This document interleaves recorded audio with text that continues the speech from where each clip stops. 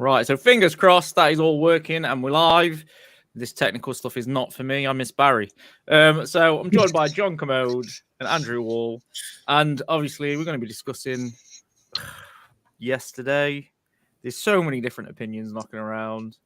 Luckily, we've got John. Obviously, I don't know. How did you watch it, John? Did you wake up in the morning? I watched it on something called television. Yeah, but was it a late thing? Did you stay live? Did you watch the replay? I watched it live, yes. So did you have to get up early for that? No, it was 3 o'clock in the afternoon. So it basically ruined the rest of your day. Pretty much, yeah. I prefer the late ones and go straight to bed after that. Yeah. Obviously, Mr. Wall, I'd imagine you was at Old Trafford.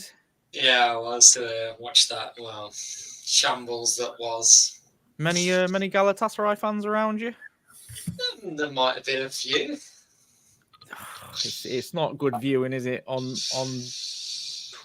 looked on Twitter today, and to be honest, it looks like there was quite a few Galatasaray fans knocking around where they shouldn't have been.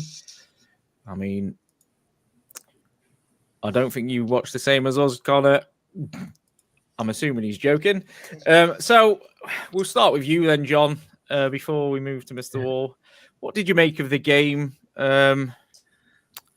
Any positives would be fantastic. Yeah.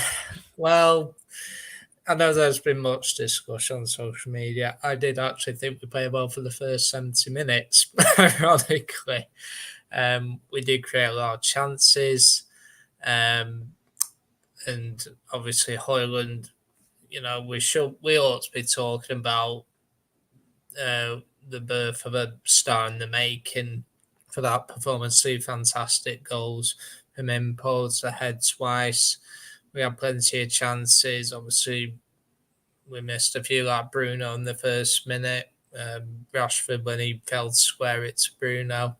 Yes, they did have opportunities, but I thought on the whole we were 2-1 up with 20 minutes ago when we deserved it. And then the same things occur again, conceding goals like 5 minutes after we've gone ahead, lapsing concentration, and over the last 20 minutes, it's one of them where it's like you can't believe it, but somehow you can believe it. There's so many things when you speak of Galatasaray fans in the stand, getting tickets from the club, pulling down banners, the defence, the ownership. There's no leadership whatsoever. And I think if there's any game that symbolises where we are at the moment, it was last night. And that's all you can say. Yeah, I tend to agree. I personally thought we played well in bits and pieces, not in a full 70 minutes. My issue is outside of, I would say, 3 players, we were bad, very bad in terms of midfield, defence, goalkeeper. It was just poor. And they kept cutting through us with ease in occasions. And some people have pointed out, it was after the sending off they did that. They did it before. Their second goal, which we'll come on to a little bit later, was absolutely mental to watch in terms of the mentality of the players, that the heads had gone. It was mayhem, really, which is a good word for today. So, Andrew, you was there. You had the pleasure. Or punishment. Any positives, mate, that you got from the game and just how you felt the performance was overall? It's almost like we was our own worst enemy. Just shot ourselves in the foot. I mean, like in the opening exchange, we were dominating with the pressure, and Hoyland literally just like magnificent last night. I mean, I think within the first 2 minutes we could have scored. Hoyland picked up the ball and literally had to shrug off the Galatasaray defender. I thought, the referee's going to pull it back for the foul, but literally just kept on running and then squared it for Bruno in the box. And then literally thought, here it is 1-0, but pretty shot wide. But then, it was rewarded in, the 17th minute, Casemiro's ball over to Rashford on the right. I thought that's probably the first time Rashford's crossed in a ball into the box in ages. And I thought, literally, Hoyland just literally got on the end of it and just like just excited to finally see his goal at Old Trafford at last. Because obviously the other one was ruled out in the Premier League. So, but yeah, and then the way we conceded that equaliser was like the ball over. It's like you just got caught in the middle between Varane and Deleuze. It was like, well, one of them had to do something beforehand, and Deleuze was just like, you know what, Zaha, he's strong and powerful. He's not going to be easy to shrug off, and just like bizarre. You know, he definitely made him earn most of his goal, and then milking the celebration in front of all of us, and lapping up all the booze that we were giving him. So, but then like into the second half, we came out with more intent, and I think, if I remember rightly, well, we could have made it 2-1. Well, when Rashford, hesitated and decided, do I shoot, do I pass? And I was like, I thought, is that our only chance going to be to get ahead? But no, Højlund capitalised on Davinson Sanchez's mistake, and then literally, I knew he had pace, but literally, he just was outrunning them, and then it's great to see him score in front of the Stretford end. And then, well, after that, it was just like, well, we just lost concentration again, and I'm just like, I mean, that second goal, well, we conceded. It was like all stemmed from a throw-in. So I was like, well, Amrabat he pushed up high and then got caught out, and then all the defence just went, you know, what do we do now? And then obviously conceded that equalised, and then. And I don't know.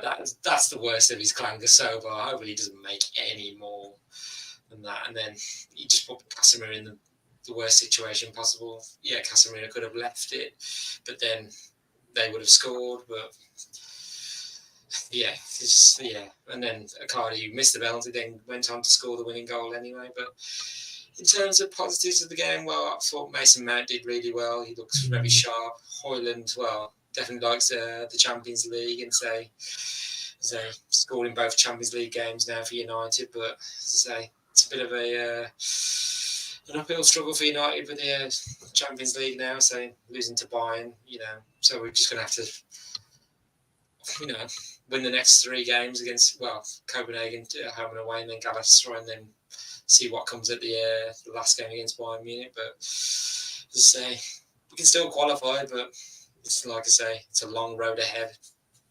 We're in a very similar situation to we was before the game, to be fair, in the sense that if Bayern Munich win the next 2 games and we still win our next 3, we can still pretty much be qualified for the last game. But I mean, it's a question for you. That was Galatasaray away, though. That's what I was going to ask. Do you think we've seen the mentality of some of these players? Are they going to be able to go somewhere like Galatasaray and do the business? No. It's. And let's be frank, people talk about it's over the Champions League, he'll be Europa again. You say we'll even get in the Europa. Copenhagen don't look a bad team either. No. And honestly, I'm beginning to think, actually, because I can't see us. I mean, I'm not saying play to not win, but it might be best if we just went out of Europe completely, possibly. Because in terms of like the way we are at the moment, the way the season's panning out, would the focus on other stuff benefit? I mean, I personally do not want Thursday Sundays again. It's a big fat no from me. And if you go finish third, what's playing in Europa League as Liverpool are in it? Yeah, it's not. And this is where the way the squad is. I don't think we can compete on 3 or 4 fronts. So maybe you might, as bad as it sounds, you might have to just spin off the Champions League, finish 4th in your group, and then focus on the league and hopefully an FA Cup run. Because I don't see how this team can fight on 4 fronts. I think having 3 weeks, second half of the season, might be beneficial for us because then we can focus on the league and hopefully an FA Cup run, and because I don't think we can do much else, to be honest. No, I mean we'll focus on the game a little bit because we'll talk about that a little bit more after we've focused on the game, because I mean that is really, really concerning, to be honest. The state of the team is really concerning. So One thing I wanted to talk about in something that I picked up on yesterday watching the game, and it's this, and it's so hard to explain as a football fan, as someone that understands like more so the tactical side of football, your patterns of play and stuff.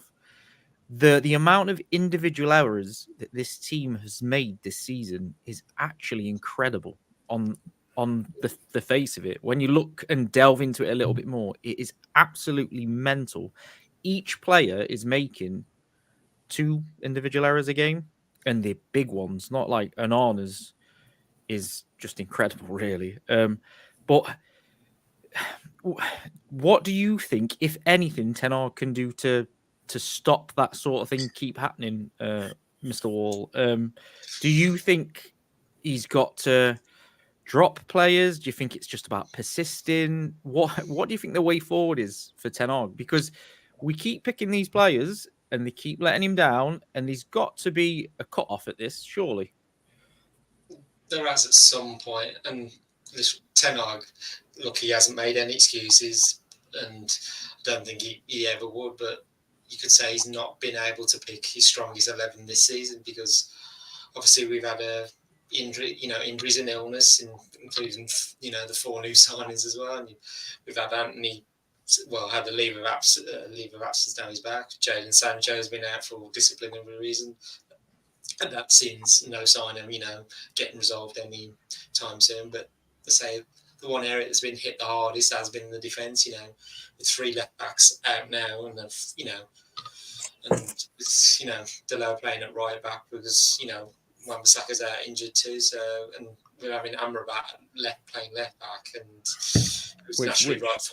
He's naturally right-footed anyway. And well, Box has made a great point here. His energy in midfield is needed, and he's doing a job at left back. But yeah, and there's the League Cup against Crystal Palace. Great debut, and it all worked out for him. But then Palace in the Premier League game, Jordan I running at him, and then like last night's game, you had a player that was going to run at him, and he just couldn't handle it as well. And I just think it's always going. When this the league game against Brentford this Saturday is we're going into the international break, so it kind of like it gives us that time to get some of those injured players back. Like I think Reguilon's not back until after the international break, and I think, like we say, missing so many players has also made us hard to identify what style of football Ten Hag's trying to get going. And then, like last night, it looked like we were very much a counter-attacking side, but just forgot the other end of the pitch, and just thought, well, we'll let concentration slip on the defence. But even against Crystal Palace, in the league game, he was struggling to break down the opposition as well. So I just think so far who we play, not. Well, nobody's actually really, probably Brighton probably really dominated us, and I think I was reading something earlier. The Seville coach said last season when they played us, when we went 2-0 up, he said, oh, it's true, as soon as you put pressure on Man United, they start to struggle, which has been the case a bit last season and definitely the start of this season. It's been our inability to finish teams off when we've been on top, and which we were last night. We got ahead, ahead and then ahead again. But then it's just then when the mentality goes against us, and then as soon as we concede, it's like panic sets in. Oh, what do we do now? So it's like, well, stop panicking, stop making silly mistakes. But if only it was that easy. It's the frustrating thing for me, and surely it's the same in the stadium. It's we've dominated plenty of times this season for periods, and you think we need a goal. A goal will settle us down. If we can get that goal, we'll settle down. We get the goal yesterday to settle us down. We immediately concede. We then go 2-1 up. We get a goal that should settle us down. Again, the heads have gone, and the second, we spoke about their second goal. It's shocking. So. The third goal for me is even worse because it's literally a crap kick upfield from Varane. I think it was Varane. It might have been Onana, but I think it was Varane. Amrabat. Well, Amrabat's deep, isn't he? because no, of the he kick. was Did one he who kick kicked it long. Yeah. So he's deep, and it's just one header. It's just a little jabbed header, and then the striker's all on his own, and it's just like panic station setting, and this is what I mean by, like, obviously we know from me being on the channel that I'm an advocate of form should matter, and then someone pointed out to me, well, who do you change in the defense? And there's not really a lot you can do in terms of the state we're in. Someone said something to me today. Actually, I'm going to ask: is there a point here where Man United need to, by hook or crook, get either Williams back in or Fernandez back in? If it's taking a fine, if it's whatever, just to get them back into the club, to have a left back playing left back. I think there's clearly the Amrabat putting him at left back hasn't worked. That's 2 games. In fact, it's cost us. In both games, Amrabat conceded a free kick. And you mentioned about the defence. I mean, you watch that 3rd goal, and you're just like Lindelof and Varane. It's almost as if they're running through cement, isn't it? I mean, Varane, I've said it loads of times, John. John. Was so slow, and he's always a sprint away from an injury. Goalkeeper, and this is where I know there's been much debate about goalkeeper, and I was an advocate. I do think it was time for De Gea to go. I will say that I did think, and he was costing us, FA Cup final and also Sevilla, and that. But I bet you De Gea saves one of those goals last night. And that's what I mean. So, it's just one of them. And you look at Onana, like, when you look at all the goals and the penalty and all that, and there's no one bollocking the people. Who's bollocking Delo for that first goal? Nobody. No. Who's bollocking Onana for giving the ball away, which led to the penalty? And he's stuck in no man's land. He's not coming out. He's not staying on his line. It's an easy chip for Icardi. And I'm just like, where is the leadership at the back? You are going to concede goals after scoring and all that. If you're not going to, where's the come on, let's focus? Nobody's doing it. Casemiro isn't doing it. And the other thing we've said is players playing out of position. We've had injuries, which of course have an effect and all that. But their players are playing in their main positions are underperforming. Like Casemiro's been awful. Lindelof's been awful. Varane doesn't look great. Rashford, there's so many players you depend upon. And this is where I feel sorry for Højlund last night. We should be talking about the birth of a superstar. And he's been let down by his teammates. And I should specify experienced teammates. People who've won Champions Leagues. People who've won the top honours. Who have not. Where is the leadership? I just don't see it. And this is where, when you look for signs how this run is going to end, all these defeats, you can't honestly see it ending because there's no one saying this is unacceptable. And you can just imagine being a fly on the wall in the dressing room after the game. There'll probably just be silence. You can't imagine anyone like a Roy Keane, smashing into people, throwing cups across the room and all that. But where's it going to end? It's all about mentality, and I don't see it. And Ten Hag, yes, he has made some errors, let's be clear. I think you got to try and get Amrabat in the midfield. That might give us a bit more stability. Or that, is it worth putting? I know it's not great, but could you look at maybe Johnny Evans going left back for a game, and then maybe Reguilon might be back after the international break? Well, I made the point on the last show, before this one, in fact, that maybe it was time to put Lindelof at right back because he can play there. He's played there for Sweden. Put Dalot over to left back, and then you've got Amrabat for midfield, and it's not something they've looked at. And the other factor is, there's a great imbalance in our team. We don't have that many left footers at the moment. I think that's a bigger problem than what we realised. And we miss Martinez massively because he's one of those defenders where he can pass through the lines. And we've got one of those defenders, John, sat on the bench. Yeah, exactly. And I was just about to say to him that, and there'll be a lot of upset if for some people, when you mention Maguire, but surely he can't perform any worse than what. Well, this was a question that I was going to ask to Andy. And I'm just beginning to think, and you mentioned like the Palace League Cup game. Okay, they perhaps didn't take it seriously, Palace, but he did look better. And sometimes you just gotta say he does deserve another chance because the current players are playing aren't performing. Well, I was going to ask Andy. It can't be any worse, can it?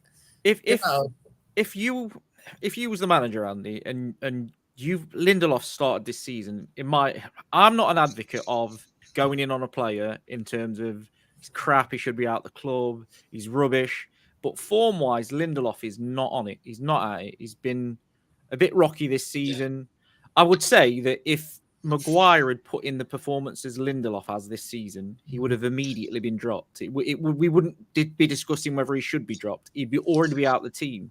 So surely that's one of the things Ten Hag's got to sort of hold his hands up and say, do you know what? Maguire at left centre-back is going to be able to do a better job than what's happening. And I suppose this is where my judgment comes from. And this is why, I mean, again, I don't agree with the Sancho thing, but it just makes you wonder. Maguire must be sat there thinking, wow, no matter how bad this defence plays, no matter how bad some of these people are, I'm not going to get a kick. And you know what? I get the argument of the long term. Is this just Ten Hag's plan?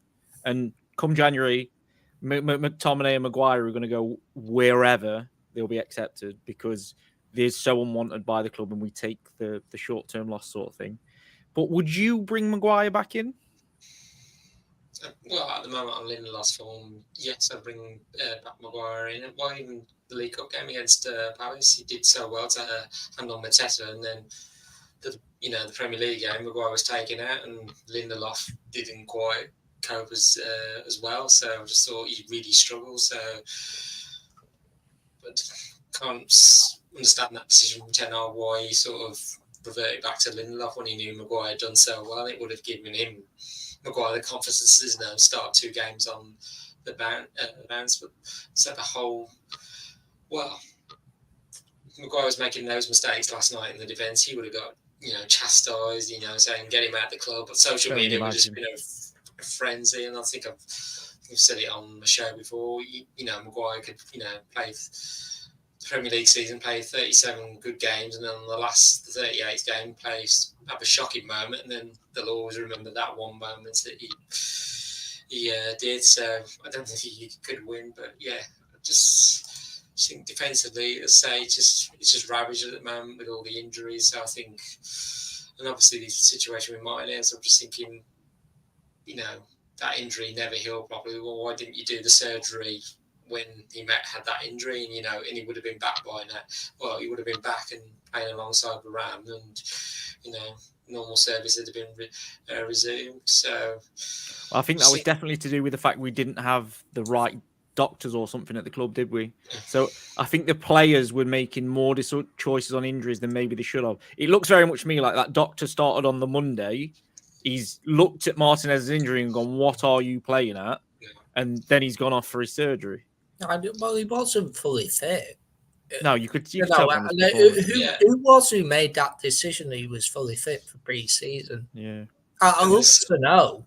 So just to touch on Dave's point here as well. So we're not just talking about Maguire here. We're talking about Evans as well. And this is another good example. So against Burnley, we needed players to come in, do a job and get a win. A win and a clean sheet by hook or crook. That's what we needed.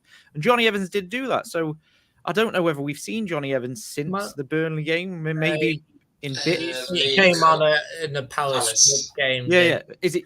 He's not started a game, has he, since that Burnley game? Where I can see what Dave's point is. That's the reason why I think I will put Johnny Evans maybe at left back possibly and bring Amber Barnes to midfield, because I think that will give us a bit more balance and that because who else are you going to play at left back? Delo ought to get dropped after that last night, but we got no options, have we? So we could go 3 at the back. we've got enough centre backs. Maybe if we've got 2 players like Amrabat playing left wing back, or maybe just change it a little bit. No, but I just think that you've got to change that. But kind of like Lindelof is costing us big time as well. He's another, like, he lost his man. I know it was a well taken goal by the Palace player, but he lost his man. It's inexcusable, especially for a centre half, and I just think that eventually there got to come a time where it's like it's not working, and would you drop the goalkeeper? That's another discussion which might be. I got into an argument on Twitter today about the goalkeeper situation. So I wasn't saying that Onana should be dropped. I was basically saying due to his form, you've got to start to think, right, he's not been good enough. You bought in a new goalkeeper. I can't say his name. Bayindir. You've got him, and you've also got, is it Vitek as well? So at what point do you say, do you know what? Your form's not the best.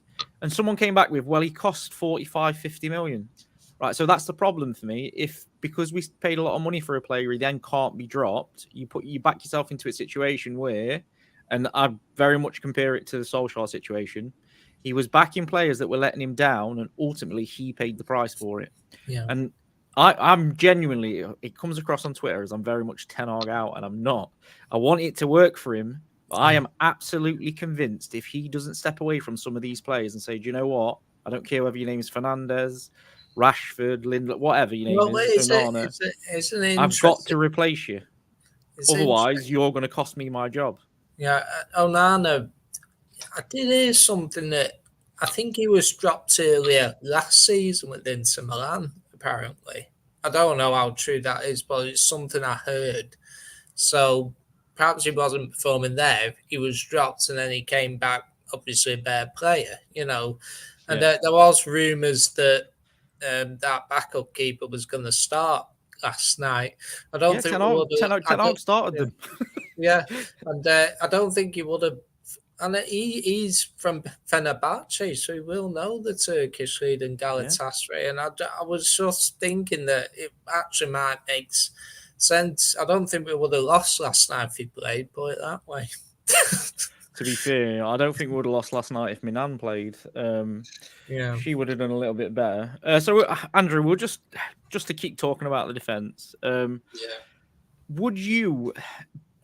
It's one of those situations with Onana for me is you either back him and you back him to the hilt, or you say, do you know what? Maybe sit a few out, see what happens.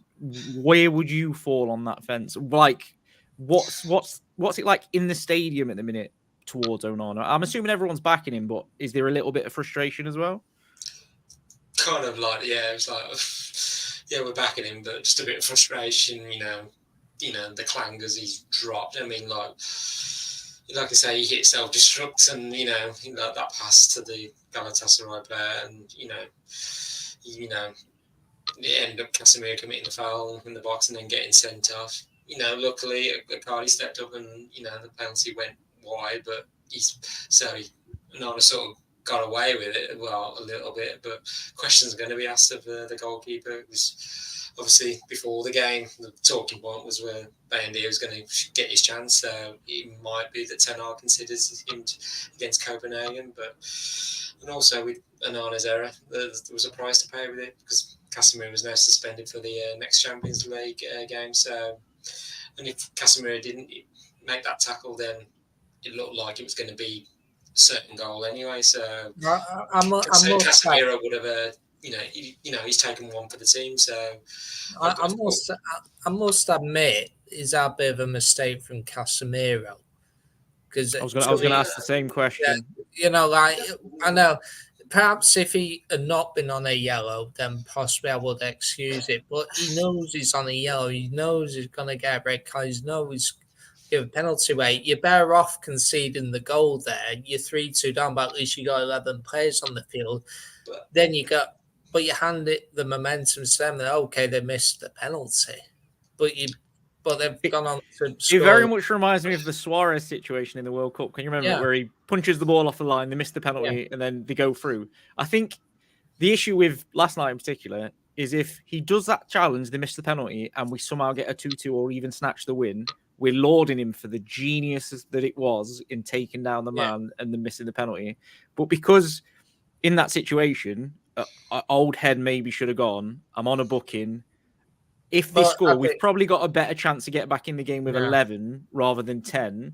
So I think it's just because of the way it's gone that he's opened himself up for criticism.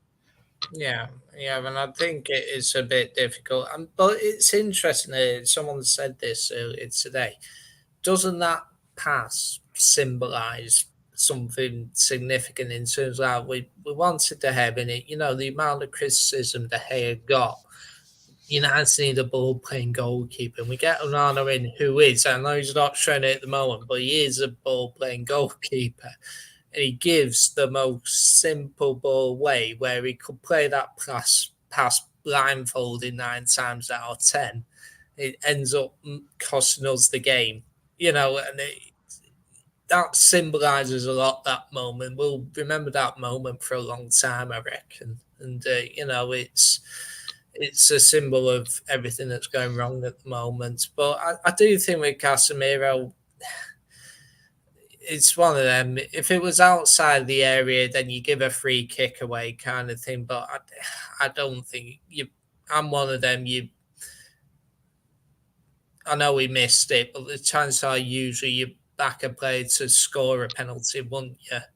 You know, and then so you're better off letting him shoot. And you never know. Onana might have saved it. You know, I'll be honest. When Casemiro slid in, I didn't even know he was on a yellow. I must have missed it. I must have gone for a drink or something. So when he slid in and got the yellow, I'm going, legend, genius. Do you know what I mean? He's going to score, take the yellow card, give the penalty away. And then when they were like, oh, it's a second yellow, I'm like, oh, I can't believe he's done that. Do you know what I mean? I can see why he did it, but you got to think logically, like, yeah, maybe he just didn't want to travel to Copenhagen. The keeper could also save it as well. So, you know, I don't think it was the wisest thing to do, but I can see why he did it. So we'll try and look at some positives. We'll come to you, Andy. We'll look at some positives. I thought Rashford played quite well. I think he's the poster boy for criticism at the minute. It's just my own opinion. I thought he had quite a good game in terms of he did what we needed to do. He got the ball on the turn. He got some crosses in for a change. He got his head up a little bit more. You could argue that in certain circumstances, he got his head up when he shouldn't have got his head up and he should have shot. I thought Højlund was incredible. The second goal, as Andy said, the pace for the second goal, I couldn't believe it watching it. I was like, he's done him. And he's gone. He's just left him. And then the finish as well, cool as you like, just dinked it. Did that goal remind you of another goal in the past? It reminded me of Van Nistelrooy against Fulham. Very much so. I went for Van Nistelrooy against Arsenal. Yeah. It reminded me very much of that. It was good, but I honestly didn't make much of Mount's performance until I watched it back, and then he gives a lot of energy. And you can see why Ten Hag wanted him in terms of he's a bit of a jigsaw, not the final piece, as we say, but he's going to fit the team quite well once it settles. So just from your point of view, Andy, the forwards should take some credit from that game, really. I think they was more let down by the people behind them than they've let us down. A lot of people will point at the Rashford thing, but I think they played quite well, but they was let down by those behind. Yeah, I definitely agree with that. And yes, Rashford did have a good game. We were all literally stunned when he got through and was like, shoot, and then was like, why have you passed it? And then obviously if he did put more on the pass, then Bruno would have had an easy tap in. So it was laid on for Rashford to score. But yeah, he did have a good game. He did assist for the first Højlund goal. Højlund was just, we've sort of been crying out for a young, powerful striker to lead the team, and now we've got one. But it seems like those around him, we said the players behind him, capitulating around him, and obviously Ten Hag's going to have to sort that out. But if he doesn't, then that'll be up to someone else to do. But I think from what we saw of our Hoyland's performances in the last few games, especially last night. I think we finally found a strike, we can build around if nothing else. But I feel like we need another experienced striker alongside him to just take that pressure off him, so we're not relying on him on too heavily. But he definitely showed his quality last night. It's almost like could have emulated Wayne Rooney last night and scored a hat-trick on his first Champions League home game. But obviously, he did have the ball in the net another time, but that was disallowed because he was offside. But sadly, the goals that put us in front, he gave us, we ended up losing. But 3 goals in 2 Champions League games, it's been a good start for him in the competition at least. But let's say even I think, was it Rio Ferdinand was saying last night, and I think Dion Dewey, were really praising him as well. So going forward, starting to, hopefully we'll start to score more goals. It's just at the other end of the pitch, we're going to stop leaking the goals. Even if we're just taking 1-0 wins like last season, some of the games we were just, by 1 or 2 goals. So at the moment, that's the mentality we've got to get into. Yeah, it's frustrating, to be honest. Like, Dave makes a point that I must have been making a cup of tea for a long time and thought Rashford played well. The reason I thought he played well is simply more so that the only time I ever thought he was going to score or get a chance was when Rashford was on the ball or Højlund was on the ball. I didn't really have that feeling with anybody else. I tweeted literally just after Højlund's goal got disallowed, it's just not happening for us. The luck isn't there. So if Mount would have taken half a second longer to pass the ball, he's onside because he made the shimmy. The ball just came too quickly, if that makes sense. Yeah. And the luck's just not there, is it? We've seen it with performances this season. Stuff is just not going our way. I think with Rashford, I do think he was a bit better last night, in fairness to him. I think the difference was where I think it worked quite well for Mount was the overload. Where I will criticise Rashford, yesterday, I didn't think he attacked his fullback often enough. Like he was, like when he was 1-on-1 with the right back, sometimes you like just take him on. I think he was a bit reluctant to do that and shows a lack of confidence. But he did brilliantly for the first goal, and he should be having a shot there with that chance. I don't have a problem with players trying to square a ball for players in better position, but when you're through on goal, you've got to shoot. Yeah, you do. And I do think with interestingly, he brought him off straight after we made it 2-1 as well, didn't we? Which and he brought Garnacho on, which I found a bit interesting. But I thought Rashford was better. I think he's trying to get his head up a bit more, but he's maybe confusing it. There are times where he shoots when he should pass, but equally times at the moment where he's trying to pass when he should shoot. So he's got to find that balance and that. So for me, yeah, it was better, but he can still do a lot better, in my opinion. And he's not hit the form of last season. I think that's the frustrating thing for me. I'm a little bit worried because no matter what players say, they see social media, they see some of the stuff that's going off on social media. Oh, yeah. And I genuinely think that Rashford's ran into that space and there's a bit of doubt crept in because people have said, he doesn't pass enough, he doesn't get his head up, he doesn't look for the thingy. And it's probably crept in because Marcus Rashford last season, it's that second touch and it's a goal.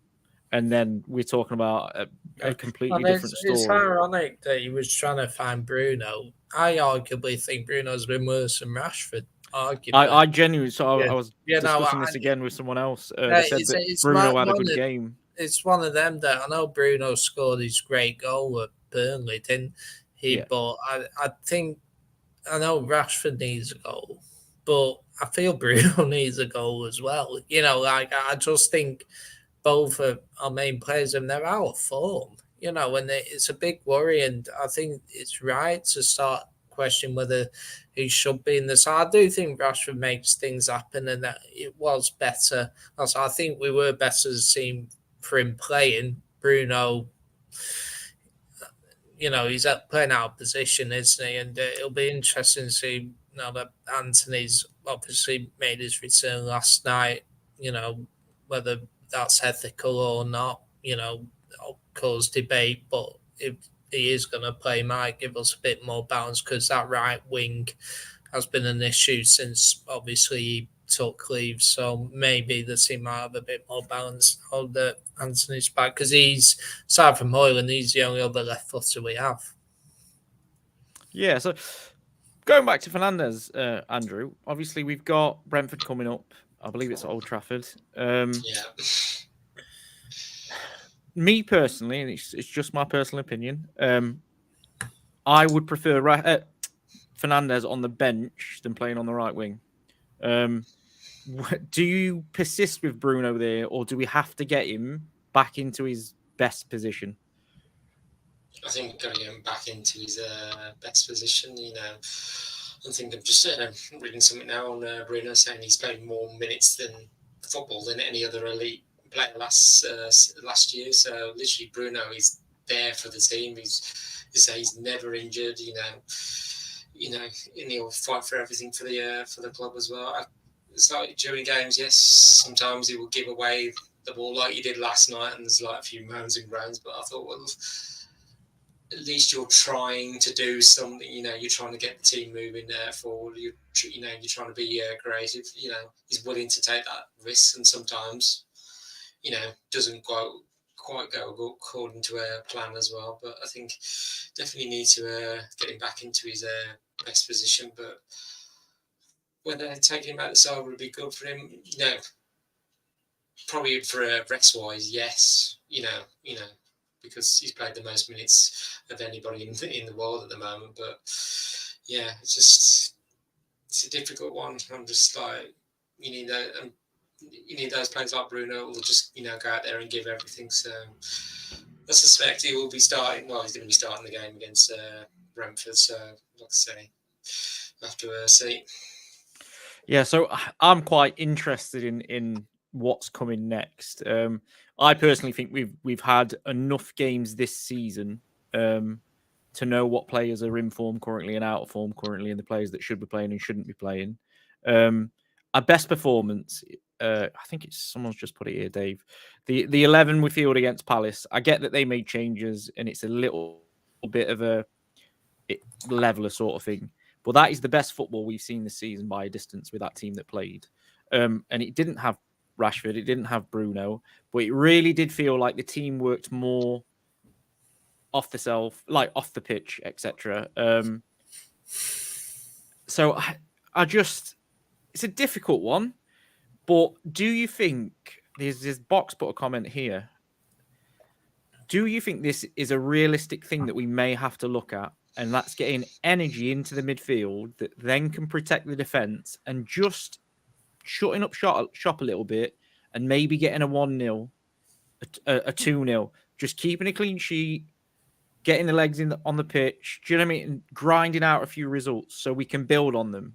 Because, and I said it before the Palace game and I mentioned it last time out, performances don't normally just drop. They don't just happen. And we're not looking like we're going to win games 3 or 4-0. We're struggling. We surely can't. I mean, I've said that, me personally, the only change from yesterday's lineup for the weekend will be Hannibal off, Anthony in.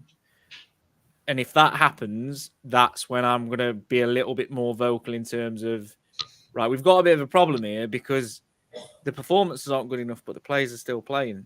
And if it's another bad performance, it's annoying me, honestly, because Ten Hag keeps basically saying, I'm going to back these lads. They're going to do the business for me. And they're going, well, might do, might not. Sometimes, maybe. And it's going to cost him. So do you think we'll see more changes for the game coming up? Or do you think a little bit like me that it's literally just going to be Hannibal for Anthony and then the same team?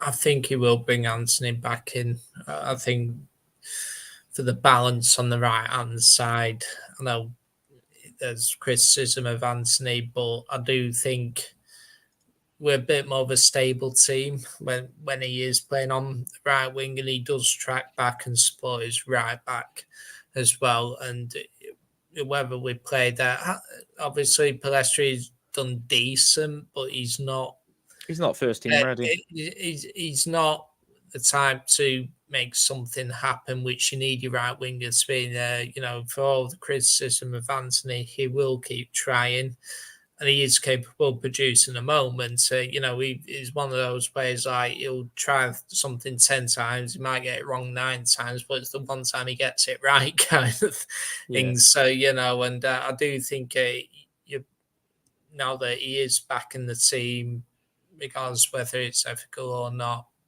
you know, he's there. I think you do have to pick him. As for, and that will obviously move Bruno more towards his main position, won't it? So I can see that. I mean, there's arguments about whether Mount and Fernandes can play together. I think the jury's still out there. I think Casemiro needs that additional support. He's just not protecting the defense. He's giving the ball away. He's not tracking back. He's not tracking his runners. And this is where I'm like, I know Amrabat's been playing left back, but can you just put Johnny Evans there just for a game until Reguilon comes back? You know, and get Amrabat in that midfield.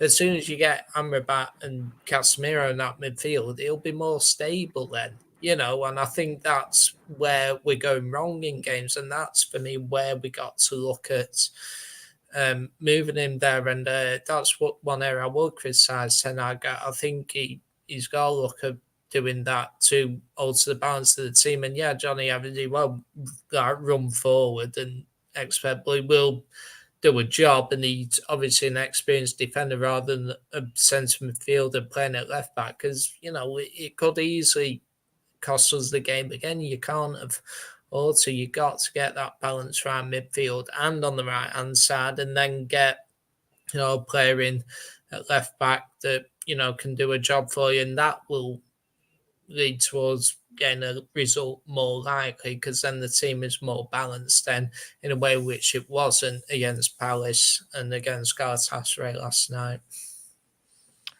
Andy, it's a big question, mate. How concerned should we be?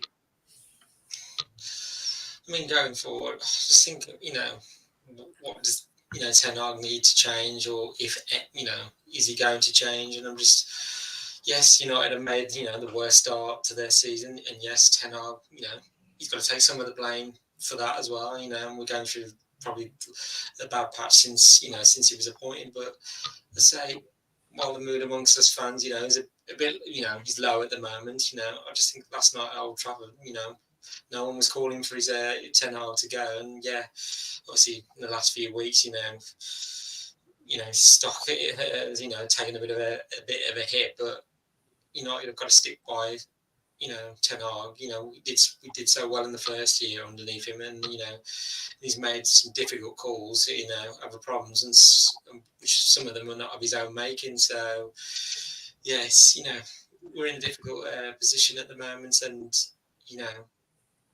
and so where United have started well in games and performed incredibly in passages of games, but say you don't win like trophies with that. You've got to take our chances, and put teams to bed. But say Ten Hag shouldn't be immune from criticism. You say you did a top job at managing Ajax, and and in time with the right tools, you'll do the same at United. Even I think when City thought Guardiola was going to move on, City were interested in Ten Hag. So,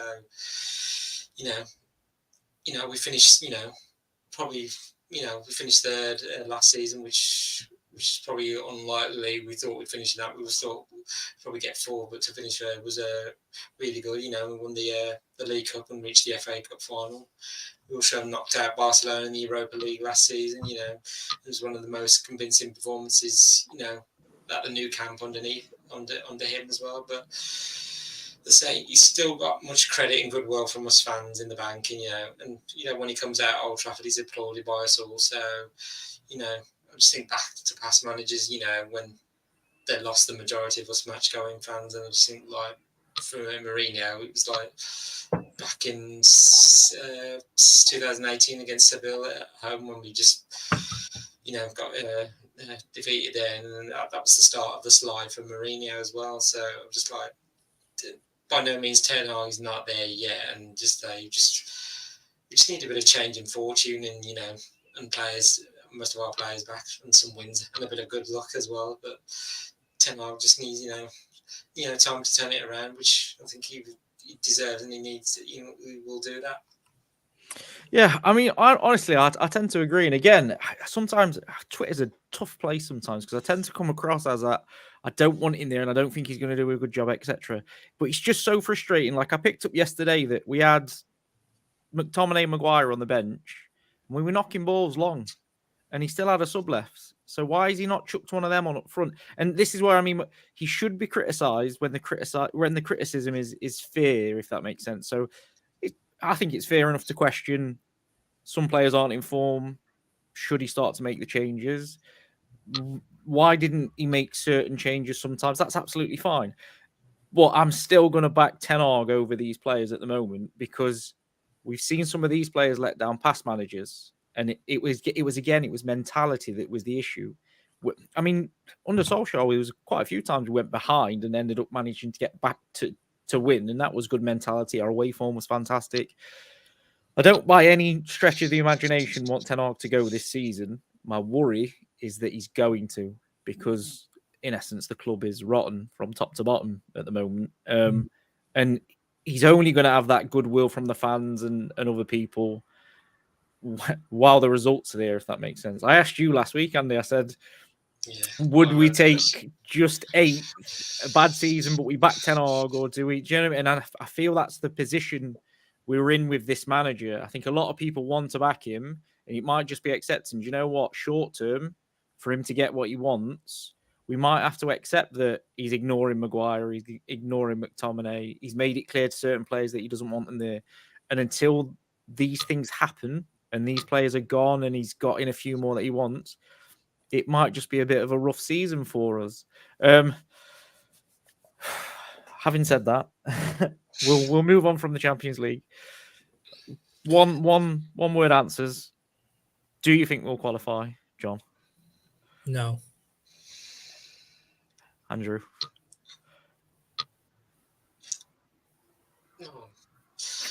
No.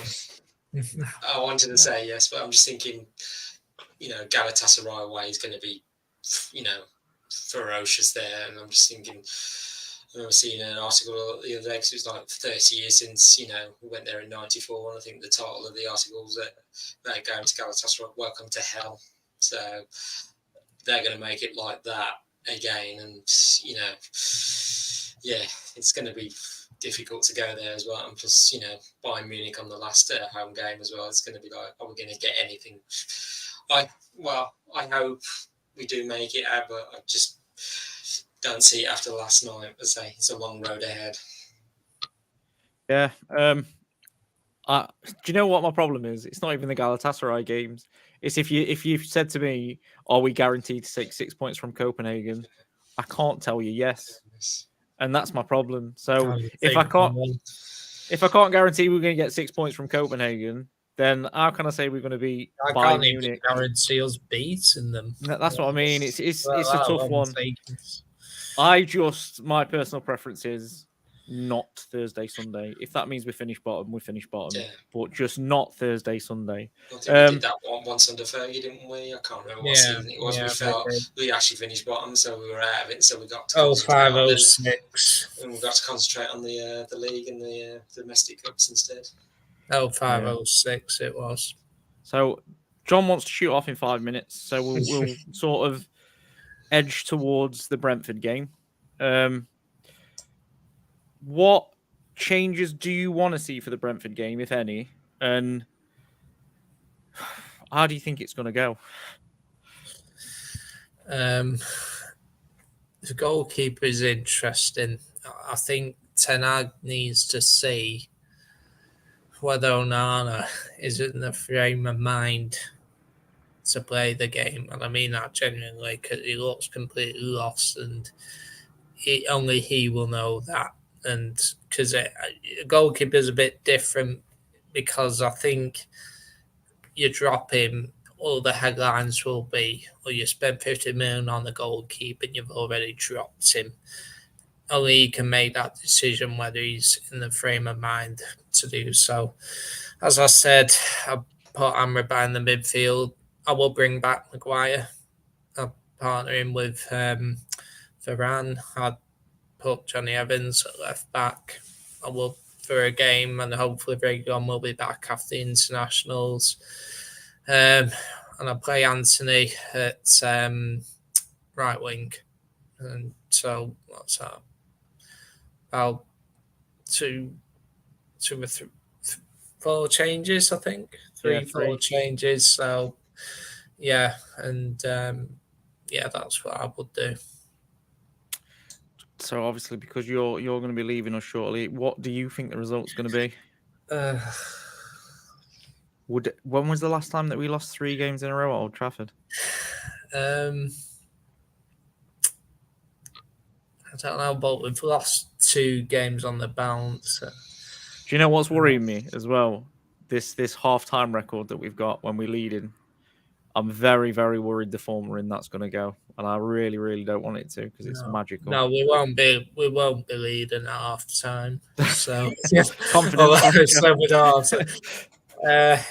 Honestly, I think it could go 1-0 either way, and I don't know which way. If he makes those changes, we might win 1-0.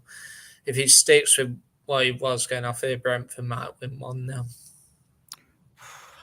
What about you, Andy? Sorry, let me just interrupt because I've just seen the Newcastle score, and it is mad. It's 3-1 to Newcastle. I think City drawing 1-1. Yeah, City drawing 1. Newcastle, believe it or not, were 3-0 up after 55 minutes. That is absolutely mental. I bet that stadium is bouncing. So Andy, what about you? What changes would you make with Brentford in mind? I think we all agree that Ten Hag is probably going to back the players that he's played. He's not going to make wholesale changes like John wants. Not wholesale, but a few changes. He's not going to make a few changes I want. Yeah. So what do you think he's going to do? I think in terms of like Ten Hag, I think it would be like a 4-2-3-1 or 4-3-3 formation, which he usually goes with. But he has changed it a little bit this season. Just so many issues on the right hand side of the wing. So with Anthony and Jadon Sancho, but with Anthony now back in training, I think he'll have had enough time in training. So I think he'll be back in the side on Saturdays. I think that's definitely the one change we'll see. Defensively, well.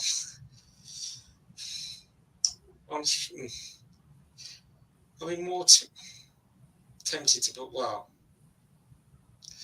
put Lindelof at left back and put Maguire and Varane together, and then put Delo at right back, and then, or even in the middle, have Maguire and Evans. But I say defensively, I don't think he's going to make. I can just see it being the same, defence against Galatasaray. I think Ten Hag's not known to making wholesale changes. He likes to stick with even the players like last season. He wanted that consistency from them, and I think Brentford are slightly. I don't know what to say. Slightly struggling more this season. They've got indifferent form, and I think that's probably. Not scoring enough, like us, not scoring enough, and then they haven't missed Ivan Toney. Ivan Toney. Palace weren't scoring, and we handed one to them. I think they're 14th in the league, so they've they'll want to come to Old Trafford, and come away with a win and boost their season. So it's just Brentford are a really good side, and the way Thomas Frank sets them up, they are difficult to beat. But it's just, if without Ivan Toney, they're just lacking in, a bit like us, that clinical, edge in the finishing. So, but hopefully on Saturday, we can put the goals in, and then stop them from scoring as well. I'll have to look up the last time we lost 3 home league games in a row. I can't find it. Well, hopefully it's not a stat we need because we're not going to lose. But we're thinking. So I know John wants to shoot we're breaking records all the time, so we probably will. Did you, before you shoot off, John? Did you see the Galatasaray crazy stats? So they'd not won an away game for over a decade. I think it's their first ever win in England, I think. Yeah, they'd not won. They'd not scored an away goal since 2015. It was absolutely mad that we have lost to this team. It is crazy. And do you know what? I don't think we deserve to win anyway. I think they said, are they unbeaten in 12 games away from home in Europe or something? Something like in the last 19 games, they was unbeaten. I think in terms of home form and league form and stuff. They've been playing quite well. Yeah, I'm pretty sure that there was something like they haven't lost away in Europe for a significant number of games. So we perhaps didn't give them the credit they deserve. But records are there to be broken at the end of the day. Unfortunately. Right, all right then, John. I know you want to shoot off, so we'll let you go. And we will see out the show. So hopefully we'll see you on the next one, mate. Everyone. Hopefully better news. Hopefully we beat on Saturday. Take care. See you later. See you soon, mate. Right, so we'll finish up. We'll do a few more minutes, Andy. What does that say? If Brentford are only missing Tony, what's United missing? Who knows? That's the question, isn't it? That's the big question. I want to talk to you about Onana specifically. I know we've mentioned him earlier in the show. I did a show last year where, in essence, it was all about David De Gea, and I can remember it like it was yesterday. I did this research, and I did so much research. So it was literally like 2 days worth of research on goalkeepers. And the more research I did, the more I started going, should we replace him? Is that a good idea? Because of the start he had, the performances in the middle, like he dropped off a little bit at the end. But just the difficulty in replacing the previous goalkeepers at Manchester United has always been a nightmare. Like, I'm old enough to remember replacing Schmeichel and then having to wait ages for Van der Sar to come along. And then the struggle of getting a proper number one after Van der Sar that was, in essence, was De Gea. And do you think we maybe jumped the gun as a fan base, as a team? Do you think we could have, because I know Barry is a big advocate of this, could we have just kept De Gea and strengthened somewhere else with that money? Or do you think it was time to make that change? It's a difficult one. I felt like De Gea's time at United was coming to a natural end, and yes, we've had difficulties in the past, replacing good goalkeepers with another one. I mean, when Schmeichel left, took us, several years, because we had Bartes, Tim Howard. Bartes, oh my lord. Bartes. Well, Mark Bosnich was the one that replaced Peter Schmeichel, and he didn't do so well. And then it's only until Edwin van der Sar came in, and I think I remember seeing once, and somebody asked Schmeichel, said, well, what did Sir Alex find it hard to find a good goalkeeper? After he said, well, you'll have to ask him that. But with David De Gea, say last season, he won the Golden Glove in the Premier League for the most clean sheets, but and was, at one point the best goalkeeper in the world. But there's those. I mean, that's another question in itself, isn't it? How have we gone from Golden Glove in the Premier League to looking like an absolute shambles in defence? That's what I'm scratching my head at, and obviously, I think it's made the cutthroat decision to dispose of David De Gea. I don't know whether they're all saying that it was the FA Cup final where his decision was made up for him. It was like, I think he was before that final, he was about to sign off on the the New deal contract. to give him on the contract, and then it was the FA Cup final that did for De Gea. But then the whole it's not just one player that lost the FA Cup. It was the whole team that did. But the same reading some say damning stats are the same, like Nana stats so far are worse than De Gea. So whereas I think since Onana's arrived, he's averaged about 1.8 goals, conceded 1.8 goals, whereas De Gea's like 1.23 per game. So, and This is an interesting one for me. 20 in 10 we've shipped. I can only remember 2 clean sheets this season. I don't know whether that's right or not, but I can only remember 2. And that was when Johnny Evans started and Harry Maguire started. I can't remember anymore. Put it Burnley away and Wolves at home on the opening day. Wolves at home, that would be another one. Oh yeah, and then we should have given a penalty away in the very last minute.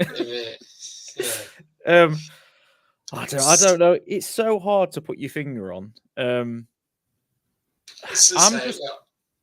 It's the match goers that really interest me, like yourself, because people like me that watch it on telly, and I'll be honest, I love watching it on telly because of the stats, because of everything else. It's enjoyable, but the match goers seem to have a different mentality in terms of forgiveness for the players, what they see, and I don't know why, they just do.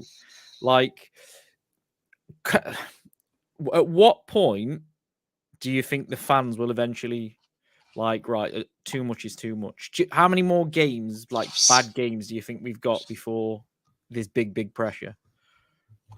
It's so difficult to answer that, because it depends how the goals are considered. Is it necessarily all down to like the one last night, conceding the penalty? That was literally Onana's fault. But yeah, Casemiro tried to save his blushes but couldn't, and then got the sending off. And I just thought, well, if Casemiro didn't get back, it might have been a set goal. He might have saved it, but there would have been arguing if Casemiro hadn't tried to track back, then he wasn't showing no effort himself to try and stop it. But I almost want to see how Saturday goes with it. An Onana in goal, like I say, he has fronted up when he's made a mistake. The Bayern game, in the first Champions League, he made that mistake. He came straight out and said, "Look, my fault. I should do better." But so he's not afraid to, stand up and be counted when he's made a mistake. And actually, De Gea did that as well. So, but just I almost want to take it game by game with Onana at the moment. So it's just like, yeah. I just think it's a tough start he's had at United. He's made a few clangers, and I just think he just needs to settle down. And even when De Gea first came, like I say, he was getting muscled off the ball, and he needed to get more physicality, in which he did. And so I think Fergie had questions over De Gea, but he soon grew into the role. But I say our patience with Nano, it's all right at the moment, but got many more clangers, and it's going to be slipping down. But obviously in January he's off to the African Cup of Nations, so will get his chance. So that'll be interesting to see if he performs well and Onana comes back. Is Ten Hag going to? That was a point I was going to make, to be honest. With Onana going, there's a really high chance that by the time Onana plays himself into form, he's going to be gone. So does that add weight to maybe it's time to give Bayinadir a chance, or even Vitek? Because there was literally a chance. If, let's say, we play Brentford and he has another mistake in him, then you've got 2 weeks of the international break, and then we look in 3 weeks before he then goes to the African Cup of Nations, and suddenly there's not that many games, and you're having to bed in a new keeper with a new defense. It's such a tough one. Like, Ten Hag's not had it easy as a manager, has he, at all? It's been so turbulent, would be the word, with everything that's gone off. There's Greenwood, there's Anthony, there's Ronaldo, there's the Maguire situation. It has just been an absolute shit show for him. And he massively overachieved for us last season. And I genuinely think that's brought more pressure because he did so well, because we managed to lift a trophy and we What did we finish Yeah. third in the end? Yeah, finished third. Well, just sneaked in and third, got ahead of Newcastle. So we were aiming for the fourth, and we just got in there at the end. And then some say unlikely third for us, but we took it. So I just think with Ten Hag, it's a bit. They've used it like in the Premier, like second season syndrome, and it's like, yeah, it feels like Ten Hag's going through like that at the moment. You know, we did so well in the first season. Expectations have risen a little bit, and now like it's almost like, and even Ten Hag, as he said, there's going to be at points where we're not doing so well, and say, as he's coming and saying, I'm coming here to deliver a project, some parts of that project are not going to work straight away. It's going to take a bit more time. So, as I said earlier, he's not making excuses, but there's been extenuating circumstances not of his own making, but he's not immune from criticism either. So it's just, I'd just say, hopefully, as I say, second season syndrome. It's after seeing the first 10 games of this season, that's it. We might get a bit of a look going from Brentford. I can't believe it's been 10 games already. I know, and that was a stat they willed out. 10 games, 6 defeats already. It's not we haven't even won half. What did Fergie used to say? Fergie used to say 6 defeats in a season was the limit. You couldn't lose more than that. Yeah, that was in the league. So it was in the league, yeah. 5 or 6. That was your maximum. You could get away with winning the league, but yeah. So yeah, but yeah, 10 games into the season, we've already. The more days that pass, the more confident I am that if we finish fourth, it'd be an absolute miracle. I got asked a question, so I'll pose you this question because I couldn't answer it.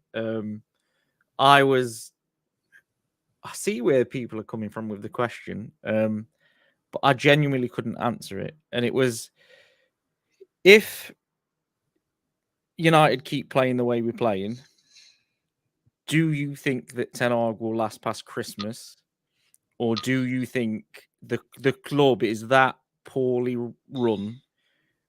The Glazers are going to panic. The first sign that this Champions League is out of reach, which is what they want. I don't mean to win it. I mean to qualify. Do you think he makes it past Christmas? And I was very much like, I hope so, because I don't want to see another manager go, because it's just feeding. We're basically turning into Chelsea Football Club, and it's not the way I want us to go. But then at the same time, if this doesn't pick up and soon, there's gonna be a big problem. Yeah, definitely.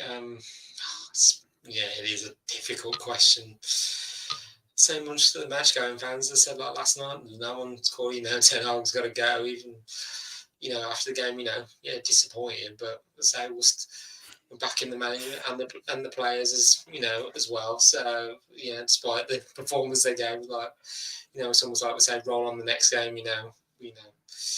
But I just think, as I said earlier, give him the time and the tools he needs. Well, whether the Glazers will give him the tools he needs or not, I just think he just needs that time to turn it around. And just, it's like the question you posed me last week, that, well, we have a rough season finish out, but Ten Hag gets what the team he wants to implement and the style of play as well. But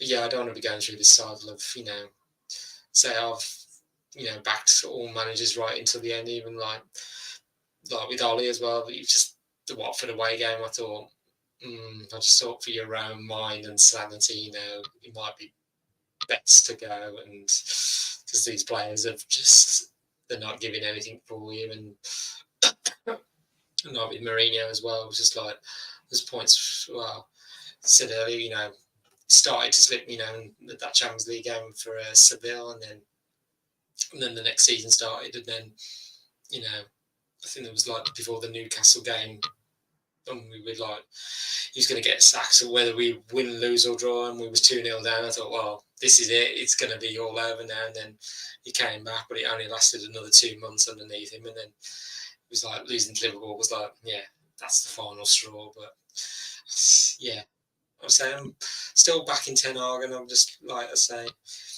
you know, I hope we, you know, just get it turned around, and you know, say if we finish fourth, and you know, have a good cup run.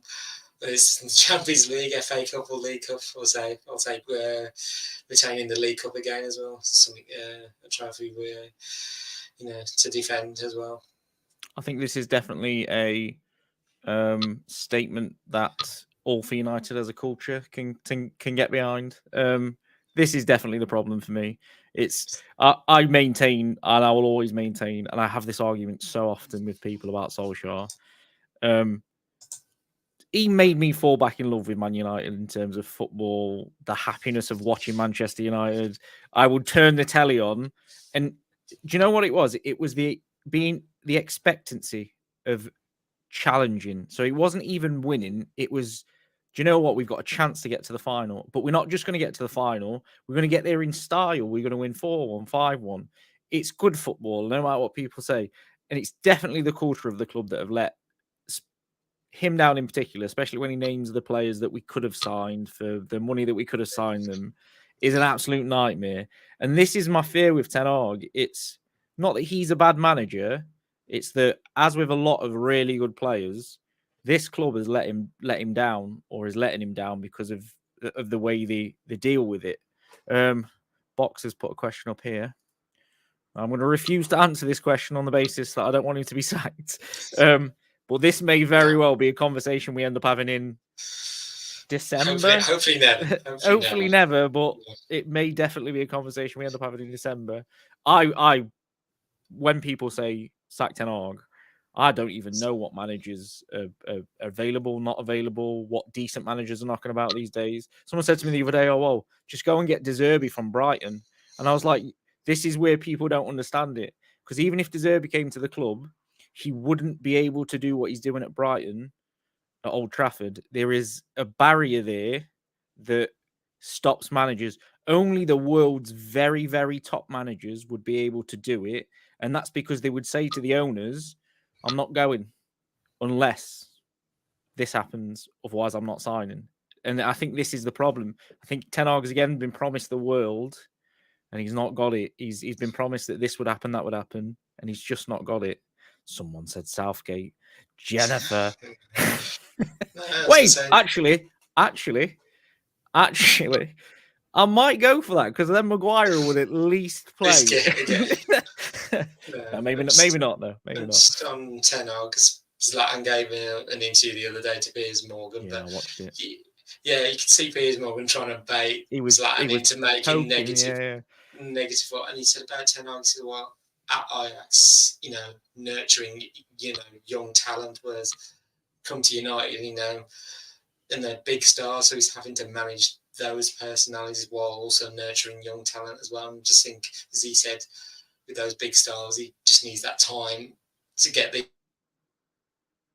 Like I said, Ronaldo last season, like I say, he made the decision, so he's better for that experience. And you know, like even with Sancho as well, it's just these are my standards. You know, you've got to reach those standards. You know, with Sancho, I'm just thinking, well, hopefully that can come to it. You know, well, one way or the other. You know, they all sit around and, you know, sort it out, and Sancho's back in the team, or like it's best we all move on from each other. You know, and Sancho gets sold. But you know, I think, you know, as I said, Ten Hag just needs that time, and you know, to get that experience with, you know, these the players we build, you know, up into big stars as well. I think this is the frustration from me. Obviously, I've mentioned it before.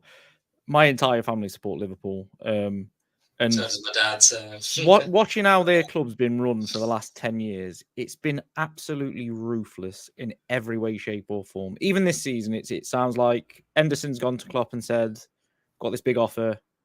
If I say I'm not going to play," and Klopp's gone, "You've been a legend." you've been a legend for us, but no, mate. So you're probably better off taking the move. And then they've gone out and got Sabotslai, who isn't a like-for-like replacement, but has got a hell of a shot on him.